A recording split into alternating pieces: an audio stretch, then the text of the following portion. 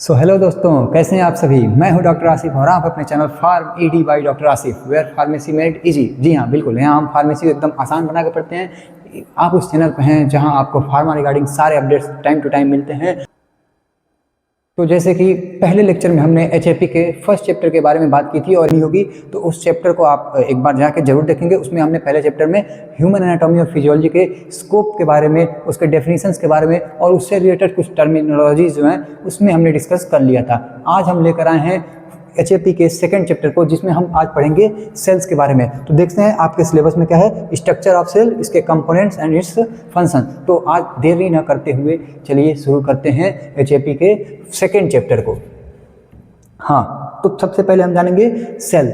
जैसे कि आप भी जानते होंगे, ये बचपन से ही पढ़ाया जाता है कि सेल क्या होता है। सेल यानी कि हिंदी में बात करें तो कोशिका। कोशिका के बारे में हम पढ़ेंगे। तो देखिए, सेल के पहले डेफिनेशन को हम देखते हैं। तो cell is the basic structural and functional unit of life. यानी कि सेल क्या होता है, हमारा basic structural and functional unit of life. यानी कि अगर जिसके अंदर जीवन है, जिसके भी अंदर जीवन है, मतलब जो जीवित है, उन सभी के अंदर क्या पाया जाता है, सेल्स पाया जाता है। चाहे एनिमल हो या प्लांट हो, जो भी जीव है उन सभी के अंदर क्या पाया जाता है, सेल्स पाया जाता है। और सेल्स क्या होता है, basic structural and functional unit of life. यानी हमारे जीवन की सबसे मूलभूत यानी कि सबसे छोटी इकाई जो होती है उसी को हम क्या कहते हैं, सेल कहते हैं, कोशिका कहते हैं। ठीक है, तो ये क्या है, structural and functional unit of life. यानी कि अगर किसी के अंदर जीवन है तो उसके अंदर सेल पाया जाएगा, यानी कि सेल से मिलके ही बना है।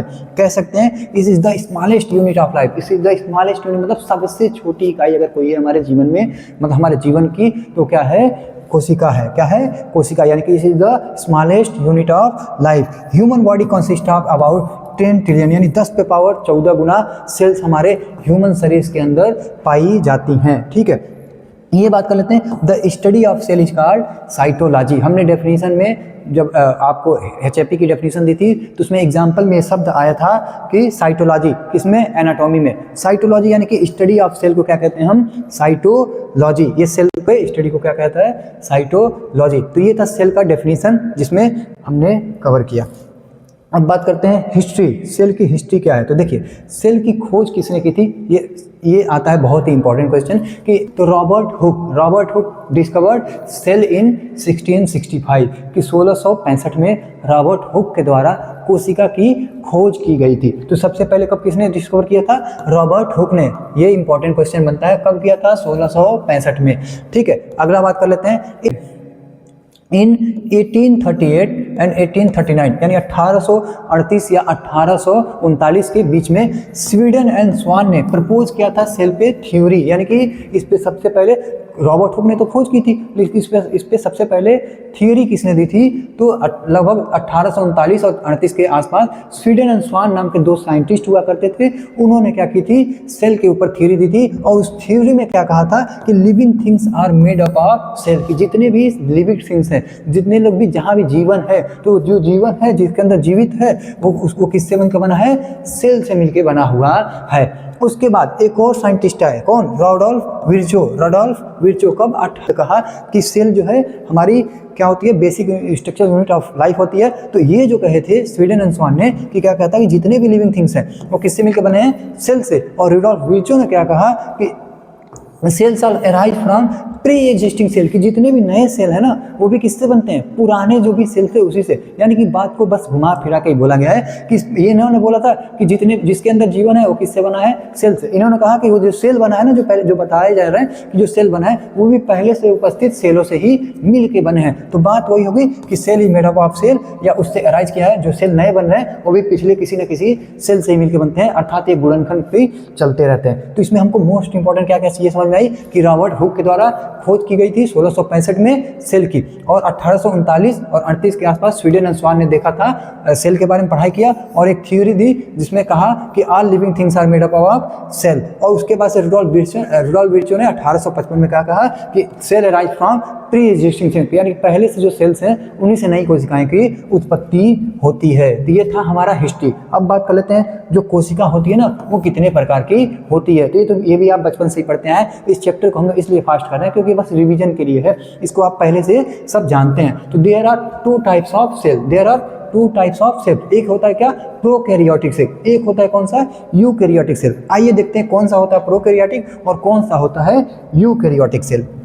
ठीक है, तो अब देखेंगे इस पे प्रोकैरियोटिक, पहले देखेंगे हम प्रोकैरियोटिक सेल, यानी कि इसका definition these are cell which do not have complete develop nucleus, यानी कि सेल के अंदर न्यूक्लियस पाया जाता है, वो यू न्यूक्लियस के अंदर जिसको आप कहते हैं वो न्यूक्लियस पूरी तरह से डेवलप्ड नहीं होता है, यानी कि जो वो प्रोकैरियोटिक सेल वो होते हैं जिनके अंदर जो न्यूक्लियस पाया जाता है वो पूरी तरह से डेवलप्ड नहीं होता है। एग्जांपल की बात करें तो बैक्टीरिया, बैक्टीरिया के अंदर जो न्यूक्लियस होता है वो पूरी तरह से क्या रहता है डेवलप्ड नहीं हुआ रहता है। अब बात कर लेते हैं यूकैरियोटिक सेल, तो यूकैरियोटिक और प्रोकैरियोटिक में ज़्यादा डिफरेंस नहीं है, इसमें क्या है देखिए दीज आर दो cells which have completely developed nucleus, यानी इनके अंदर पूरी तरह से पूर्ण रूप से डेवलप्ड हो गया हुआ न्यूक्लियस होता है।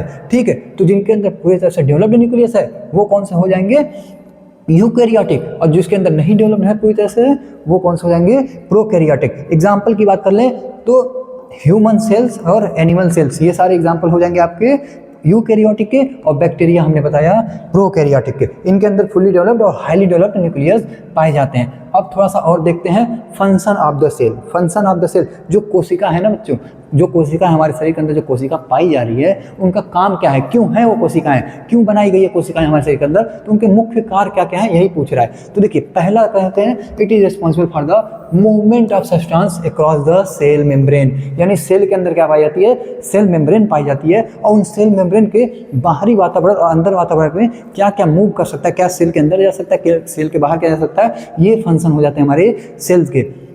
दूसरा क्या है, सेल क्या करता है growth and metabolism of cell, यानी कि मेटाबॉलिज्म और ग्रोथ के लिए भी रिस्पॉन्सिबल होता है हमारा सेल, मतलब हमारी सेल क्या करती है ग्रोथ करके 1 से 2, 2 से 4, 4 से 8, 8 से 16 से बढ़ते बढ़ते बहुत सारे सेल्स बनते हैं, और उन सेल से क्या होता है टिश्यू का निर्माण होता है, जो कि हमारा अगला चैप्टर है हम उसमें कवर करेंगे। ठीक है, तो अभी इसमें क्या दूसरा पॉइंट क्या था, cell growth and metabolism by cell division. अगला क्या है तीसरा, it involve the protein synthesis, protein के सिंथेसिस यानी प्रोटीन विश्लेषण में भी इसे हेल्प करती है। कौन सी प्रोटीन बनाती है और कौन से मेटाबॉलिज्म एंजाइम इसमें काम करते हैं, कौन कौन से स्ट्रक्चर इसमें पाए जाते हैं, ये अभी हम आगे नेक्स्ट डिस्कस करेंगे।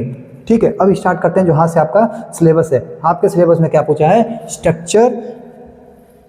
Structure of cell, structure of cell यानी सेल का क्या संरचना पढ़ेंगे, ये इंपॉर्टेंट यहाँ से आपका हो जाता है। ठीक है, तो पढ़ेंगे cell is divided into 3 major part, मतलब मुख्य तौर पे इसको डिवाइड करके गया है, तो कितने पार्ट में 3 पार्ट में, यानी 3 मुख्य चीजें आपके सेल के स्ट्रक्चर यानी संरचना में पाई जाती हैं।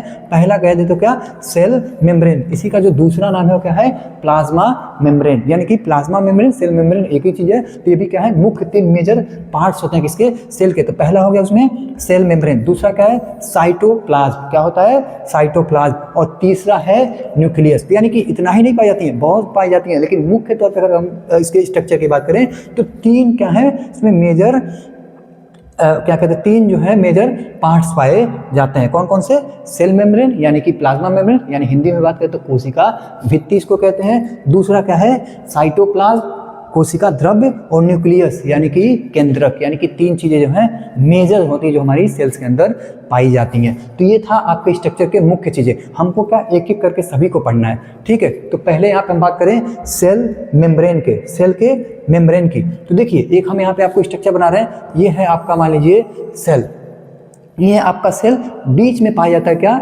न्यूक्लियस, बीच में पाया जाता है न्यूक्लियस, इसको क्या कहेंगे हम सेल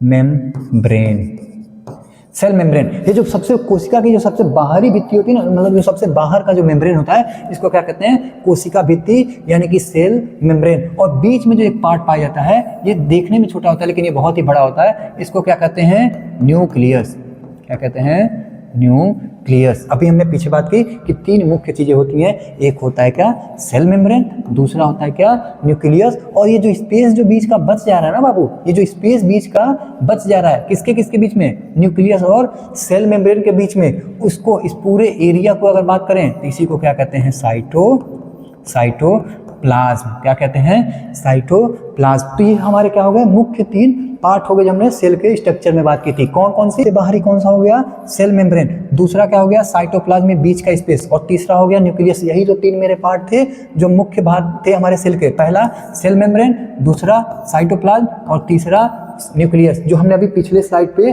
देखा है। अब इसी में एक एक करके सभी को पढ़ रहे हैं। तो पहला हम बात करेंगे किसके? सेल मेम्ब्रेन के। तो ये जो सबसे बाहरी वाला जो लेयर है ना हमारा, ये जो सबसे बाहरी वाला लेयर है, यही क्या है? हमारा सेल मेम्ब्रेन। तो इसी के बारे में बात करने हम जा रहे हैं। तो अभी देखेंगे हम लोग पहले को शुरू किए हैं, कौन सा है? Cell membrane. इसी का दूसरा नाम क्या है? Plasma membrane. क्या है? Plasma membrane. देखिए इस पे क्या लिखा है? It is the outermost membrane of the cell. देखिए अगर ये सेल का हमारा स्ट्रक्चर है तो सबसे आउटर पार्ट जो हमारा क्या है, वही क्या है? Cell membrane. उसी को क्या कहते हैं? सेल मेम्ब्रेन या प्लाज्मा मेम्ब्रेन। तो वही लिखा है, it is the outermost membrane of the cell. अगला बात करें, it separate the cell from external environment, यानी कि बाहरी वातावरण और अंदर के वातावरण में स्टेट बना के रखने वाला कौन सा होता है? Cell membrane. ये क्या करता है? सेपरेट करता है बाहरी और अंतर, यानी कि अंतर और बाह्य इन्वायरमेंट जो होता है उससे हमको क्या करता है? सेपरेट करता है। अगली लाइन करें, it is selective permeable which is allowing limited substance to pass through it. ये होता है आपका इंपॉर्टेंट इसका फंक्शन। सेल मेम्ब्रेन का मेन फंक्शन क्या है, क्यों पाया जा रहा है? तो ये बात कर रहे हैं यहाँ पे, सेलेक्टिव परमिएबल होता है, कुछ ही सब्सटेंस को सेल के अंदर पास होने देता है और बाकी सब्सटेंस जो उसके लिए हानिकारक होते हैं उनको बाहर रखता है, उनको अंदर नहीं जाने देता है। यानी कि क्या करता है? मेन चीज़ों को मेंटेन करता है कि सेल के अंदर जो इंपॉर्टेंट चीज़ होगी उनको अंदर जाने देगा, जो सेल के अंदर इंपॉर्टेंट चीज़ नहीं, जो हमारे सेल को नुकसान कर देती हैं, उनको अंदर नहीं देने देता है। ये कुछ ही लोगों को क्या करता है? अंदर जाने देता है, बाकी लोगों को नहीं जाने देता है। यहाँ पे आप कह सकते हैं सेलेक्टिव परमिएबल या फिर सेमी परमिएबल भी कह सकते हैं। सेमी परमिएबल मतलब कुछ ही लोगों को, मतलब सेलेक्टिव लोगों को या सेमी परमिएबल एक ही चीज़ है कि कुछ ही लोगों को सेल के अंदर आने देता है, बाहर जाने देता है। और सेल के अंदर भी अगर कोई चीज़ है जो बाहर आना चाहता है तो अगर वो सेल के लिए अच्छा है ना, सेल को नुकसान नहीं पहुंचाने वाला, तो उसको बाहर नहीं आने देता है। तो ये क्या करता है? कुछ लोगों को अंदर बाहर, कुछ सेलेक्टिव लोगों को ही अंदर बाहर आने जाने देता है। तो हमको तीन क्या था जो मुख्य पार्ट था? सेल मेम्ब्रेन, साइटोप्लाज्म और न्यूक्लियस। उसमें से हमको सेल मेम्ब्रेन के बारे में पढ़ते हैं, यानी कि कोशिका भित्ति। तो उसमें हमने तीन बातें जाना, किसी को प्लाज्मा मेम्ब्रेन भी कहते हैं, ये हमारे सबसे outermost part of the cell होता है। और ये क्या करता है? हमारे अंदर और बाहर के एनवायरनमेंट को मेंटेन करके रखता है, यानी कि सेपरेट रखता है। और तीसरा क्या होता है? ये जो मेम्ब्रेन होता है क्या होता है? सिलेक्टिव परमिएबल होता है, यानी कि कुछ ही लोगों को, कुछ ही तत्व को शरीर के अंदर बाहर जाने की अनुमति देता है, सभी को नहीं देता है। ठीक है, आगे देखते हैं स्ट्रक्चर ऑफ सेल मेम्ब्रेन। हमने वो सेल का स्ट्रक्चर देखा। अब कोशिका भित्ति, यानी कि जो ये जो सेल मेम्ब्रेन था, इनके बीच वाला ये यानी जो सेल मेम्ब्रेन था, अब उनके स्ट्रक्चर की बात कर रहे हैं। ये पूरा सेल का स्ट्रक्चर है, ये तो सेल है, ये सेल मेम्ब्रेन ये जो बाहरी वाला पार्ट है, इसका स्ट्रक्चर कैसा होता है इसको देखते हैं। तो देखिए सेल मेम्ब्रेन जो है उसके बहुत सारे थ्योरीज दी गई हैं, लगभग 4-5 थ्योरी दी गई हैं, लेकिन उसमें से सबसे ज़्यादा एक्सेप्टेबल, सबसे अच्छी जो थ्योरी है, जो सबसे मोस्ट इंपॉर्टेंट जो थ्योरी है, जो हम पढ़ते हैं, ऐसे दिया तो कई गया है, लेकिन जो हम पढ़ते हैं वो कौन सा मॉडल पढ़ते हैं? तो फ्लूइज-मोज़ेक मॉडल। कौन सा पढ़ते हैं? फ्लूइज-मोज़ेक मॉडल, जो सबसे एडवांस और बेस्ट थ्योरी दी गई थी सेल मेम्ब्रेन के बारे में। कई सारी थ्योरियाँ हैं, लेकिन इसमें सबसे इंपॉर्टेंट कौन सा होता है? फ्लूइज-मोज़ेक मॉडल। तो इसी को हम पढ़ते हैं। और ये देखिए ये जो थ्योरी है किसके द्वारा दी गई थी? तो सिंगल एंड निकोलसन के द्वारा दी गई थी 1972 में। कब? 1972 में सेंगर और निकोलसन नाम के दो साइंटिस्ट हुआ करते थे। उन्होंने सेल मेम्ब्रेन को पढ़ा, उसके बारे में थ्योरी दी, और उस थ्योरी का नाम क्या था? उस मॉडल का नाम क्या था? फ्लूइज-मोज़ेक मॉडल। फ्लूइज-मोज़ेक मॉडल के नाम से उस थ्योरी को हम जानते हैं। अब देखिए सेल ये बना कैसे होता है? ये फ्लूइज-मोज़ेक मॉडल में जो स्ट्रक्चर बताया गया वो बना कैसे होता है? तो उन्होंने बताया था कि it is composed of phospholipid bilayer, protein and carbohydrate, या कह सकते हैं ग्लाइकोप्रोटीन। यानी कि तीन मुख्य चीज़ों से मिलकर हमारा सेल मेम्ब्रेन जो होता है वो बना होता है। कौन कौन से? फॉस्फोलिपिड बाइलेयर, प्रोटीन और कार्बोहाइड्रेट। इन तीन चीज़ों से मिलकर हमारा बना होता है सेल मेम्ब्रेन। ठीक है, किसने दिया था? सिंगर एंड निकोलसन ने। कौन से सन में? तो 1972 में। कौन से मॉडल में? यानी उनके मॉडल का नाम क्या है? तो फ्लूइज-मोज़ेक मॉडल। तो यहाँ भी हमने स्ट्रक्चर में तीन बातें जानी कि इसके लिए सबसे एडवांस और सबसे इंपॉर्टेंट थ्योरी कौन सी है? तो फ्लूइज-मोज़ेक मॉडल है। दिया किसके दिया गया था? तो सिंगर एंड निकोलसन के द्वारा 1972 में। और ये बताए थे इस मॉडल में कि जो हमारा सेल मेम्ब्रेन है वो मुख्यतः तीन चीज़ों से मिलकर बना है, phospholipid bilayer, protein and carbohydrate. ठीक है, तो अब देखेंगे उसके स्ट्रक्चर को। अगले स्लाइड पे, ठीक है। ये देखिए एक स्ट्रक्चर है, थोड़ा सा डिजाइनिंग अच्छा नहीं है। ये देखिए ये जो है हमारा ये और ये दोनों हमारे क्या हैं, ये दोनों हमारे जो हैं ये हैं हमारे फॉस्फोलिपिड।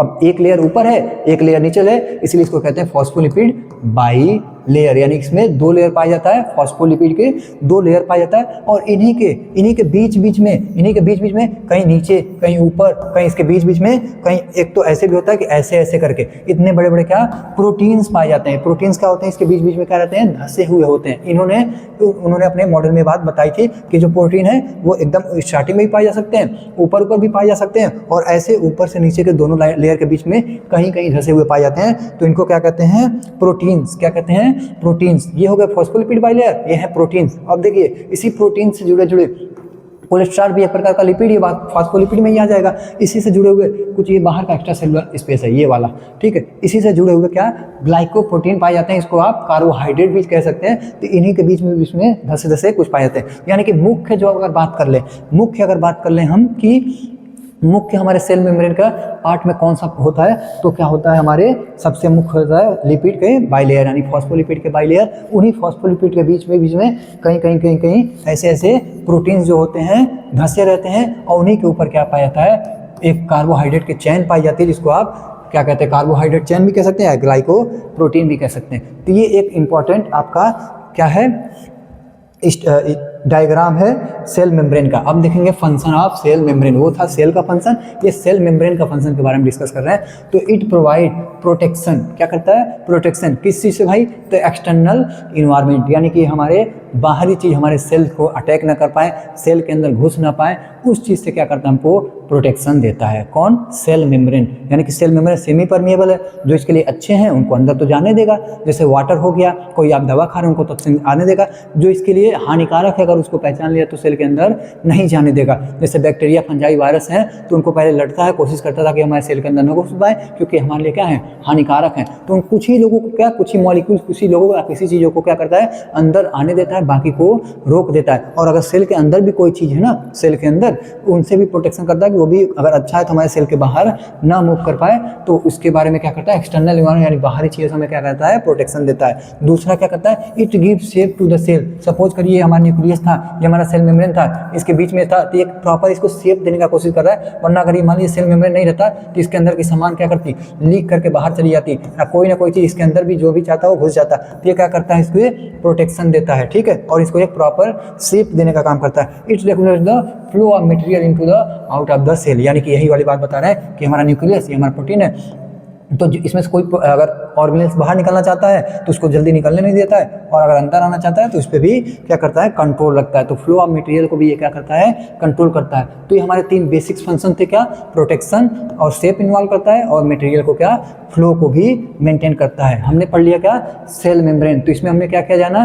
कि सेल मेम्ब्रेन क्या होता है, उसके डेफिनेशन को, उसके मॉडल को कब दिया था, किसने दिया था, और उस मॉडल का नाम क्या है। उसके बाद हमने उसके स्ट्रक्चर्स देखे, किस चीज़ का बना हुआ है उसी मॉडल के अनुसार, और अभी हमने देखे सेल मेम्ब्रेन। तो अगर सेल मेम्ब्रेन से रिलेटेड क्वेश्चन आए तो उसके फंक्शन, उसके डेफिनेशन और उसके मॉडल को आप लिखिएगा। अगला बात कर लेते हैं सेल मेम्ब्रेन के बाद जो दूसरा अपना इंपॉर्टेंट था वो क्या था, साइटोप्लाज्म। तो साइटोप्लाज्म वाला एरिया कौन सा है, तो हमने बताया था बीच में पाया जाता है न्यूक्लियस, और ये पाया जाता है हमारा सेल मेम्ब्रेन। ये क्या है, सेल मेम्ब्रेन, सेल मेम्ब्रेन। और ये बीच में क्या पाया जाता है, न्यूक्लियस। क्या पाया जाता है, न्यूक्लियस। आप देख सकते हैं इधर से कि सेल मेम्ब्रेन बाहर पाया जाता है और न्यूक्लियस सबसे अंदर पाया जाता है। तो जो ये इस बीच का जो स्पेस बच गया ना, ये जो बीच का स्पेस बच गया, इसी को क्या कहते हैं, साइटोप्लाज्म। क्या कहते हैं, साइटोप्लाज्म। अब इसी के बारे में हम पढ़ रहे हैं। तो सेल मेम्ब्रेन हमने पिछले अभी जस्ट स्लाइड में कवर किया है। अब ये साइटोप्लाज्म क्या होता है, इसके बारे में जानेंगे।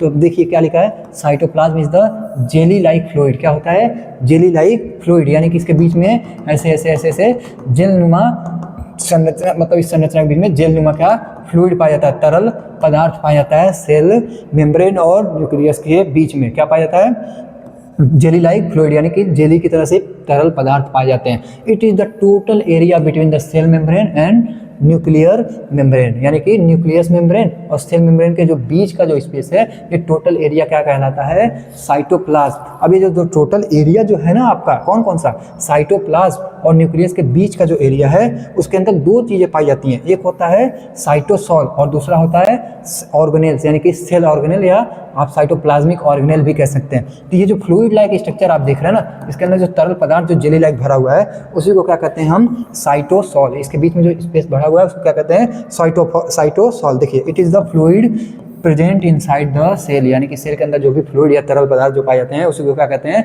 साइटोसॉल।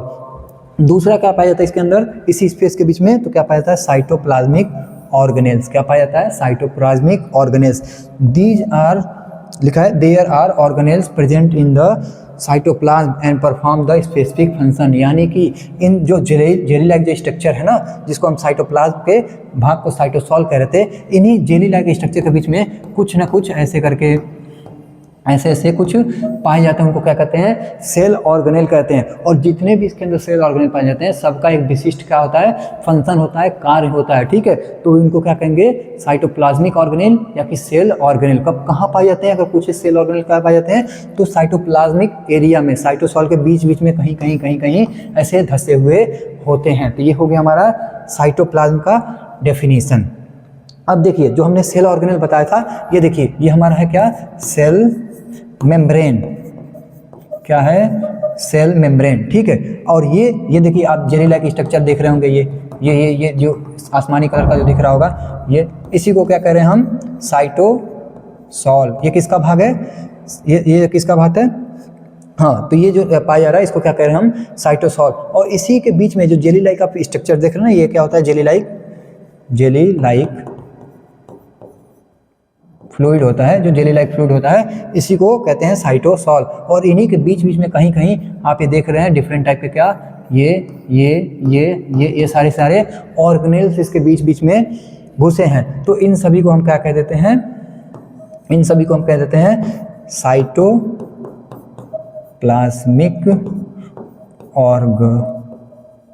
ऑर्गेनेल्स। क्या कहते हैं, ऑर्गेनेल्स, या ये भी कह सकते हैं सेल ऑर्गेनेल्स, सेल ऑर्गेनेल्स, ठीक है। ये बहुत सारे पाए जाते हैं, इन्हीं जेली लाइक स्ट्रक्चर के बीच में धसे होते हैं। और इन दोनों को ही मिला के क्या कहते हैं, साइटोप्लाज्म। क्या कहते हैं, साइटोप्लाज्म। तो हमने देखा सबसे बाहरी क्या पाया जाता है, सेल मेम्ब्रेन पाया जाता है, और उसके बाद से उसके अंदर और न्यूक्लियस के बीच में, यानी कि इसके और इसके स्पेस में क्या पाया जाता है, साइटोप्लाज्म पाया जाता है, जो कि दो भागों में बटा होता है। एक होता है साइटोसॉल, जो कि जेली लाइक फ्लूइड होता है। इन्हीं के बीच बीच में धसे होते हैं क्या, सेल ऑर्गेनेल। अब ये कौन कौन से सेल ऑर्गेनेल पाए जाते हैं, इसी के बारे में स्लाइड में बताया गया।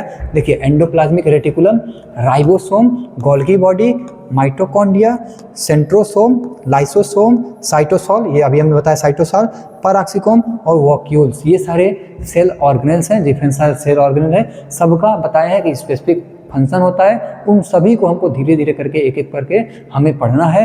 अभी क्या हमने जाना कि सेल मेम्ब्रेन क्या होता है, साइटोप्लाज्म क्या होता है। और साइटोप्लाज्म में दो भाग हमने देखा, साइटोसॉल और साइटोप्लाज्मिक ऑर्गेनेल। तो साइटोप्लाज्म ये जेली लाइक स्ट्रक्चर हो गया, और साइटोप्लाज्मिक ऑर्गेनेल ये जो डिफरेंट साथ लिखे हैं, ये देखिए इन्हीं के बीच बीच में धसे हुए हैं। इन सभी को अलग अलग से पढ़ना है कि क्या होता है, कैसे होता है, और उन सभी का स्ट्रक्चर और फंक्शन के बारे में भी पढ़ना है। तो अभी थोड़ा सा देख लेते हैं फंक्शन ऑफ साइटोप्लाज्म। जैसे हमने सेल मेम्ब्रेन के फंक्शन के बारे में डिस्कस किया, अब हम बात कर रहे हैं क्या, फंक्शन ऑफ साइटोप्लाज्म। तो it is transparent and colourless. ये क्या होता है, कलरलेस फ्लूइड होता है, जो कि ट्रांसपेरेंट होता है, यानी चिपचिपा टाइप का होता है, और बिना कलर का, मतलब कलर इसमें नहीं पाया जाता है, ट्रांसपेरेंट टाइप का होता है। और it helps in metabolic activities. हमने बताया कि सेल, ये मान लीजिए न्यूक्लियस, ये हमारा सेल मेम्ब्रेन, इनके बीच में जो है जेली लाइक स्ट्रक्चर, इनके बीच में डिफरेंट टाइप के ऑर्गन पाए जाते हैं, ऑर्गेनेल जिसको सेल ऑर्गेनेल कहते हैं, ठीक है।